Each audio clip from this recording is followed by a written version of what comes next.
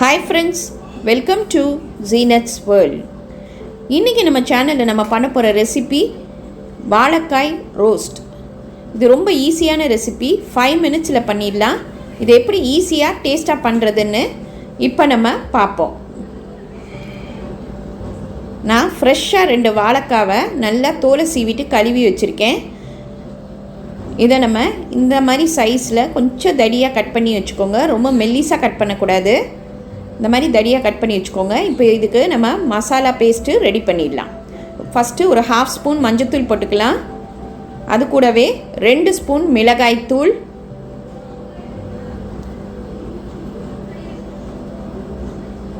2 spoon மல்லித்தூள்,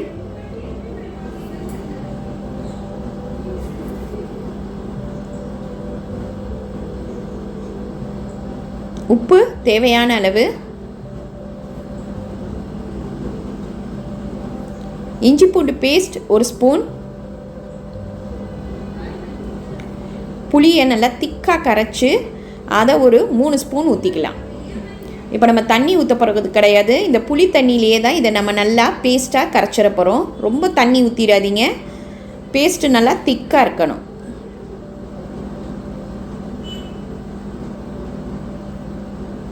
இப்போ இதுதான் கரெக்டான பதத்துக்கு இருக்குது. இப்போ இந்த பேஸ்ட்டை தான் நம்ம வாழைக்காயில் அப்ளை பண்ண போகிறோம். இப்போ நம்ம அதில் வாழைக்காயில் ஃபுல்லாக படுற மாதிரி அதை மசாலாவை நல்லா தடவிடணும். ஒரு வாழைக்காய் இதையாக எடுத்து நம்ம தடவிடணும். இப்போ நல்லா தடவிட்டு ஒரு 1/2 மணி நேரம் நல்லா ஊற வச்சு எடுத்துடணும். அப்போ தான் வாழைக்காவில் மசாலா நல்லா ஏறிடும். இப்போ நல்லா ஊறிடுச்சு. இப்போ நம்ம தவாவில் ஒரு வாழைத்துண்டாக அதில் போட்டுடலாம். ரொம்ப எண்ணெய் ஊற்ற தேவையில்லை. நம்ம மீன் எப்படி ஃப்ரை பண்ணுவோமோ அதே மாதிரி பண்ணலாம். எண்ணெயை கொஞ்சம் கம்மியாக ஊற்றிக்கலாம்.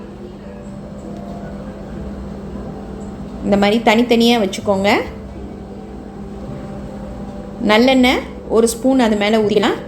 நல்லெண்ணெய் ஊற்றினா தான் சூப்பராக டேஸ்ட்டாக இருக்கும். இப்போது மூடி போட்டு ஒரு 2 நிமிஷம் வேக விட்டுடலாம். ஒரு 2 நிமிஷம் வேக விட்டுட்டு நம்ம திருப்பி போடுவோம்.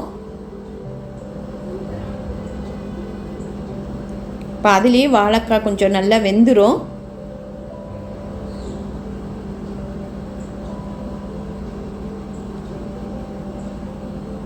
அடுப்பை சிம்லேயே வச்சுக்கோங்க. இப்போது இதோட இன்னும் 1 ஸ்பூன் நல்லெண்ணெய் ஊற்றிடலாம். இப்போ ஒரு 2 நிமிஷம் நம்ம மூடி வச்சு வேக விட்டுடலாம். அவ்வளோதாங்க, நம்மளோட வாழைக்காய் ரோஸ்ட்டு ரெடி ஆயிடுச்சு. நம்ம மீன் பொரிச்சோன்னா என்ன டேஸ்ட் இருக்குமோ அந்த மாதிரி இருக்கும். ரொம்ப டேஸ்ட்டாக இருக்கும். இது ரொம்ப ஈஸியான ரெசிபி. இன்றைக்கி இதை ட்ரை பண்ணி பாருங்கள். லைக் பண்ணுங்கள், ஷேர் பண்ணுங்கள், ப்ளீஸ் சப்ஸ்கிரைப் பண்ணுங்கள். உங்கள் கமெண்ட் எனக்கு அனுப்புங்க. தேங்க்யூ.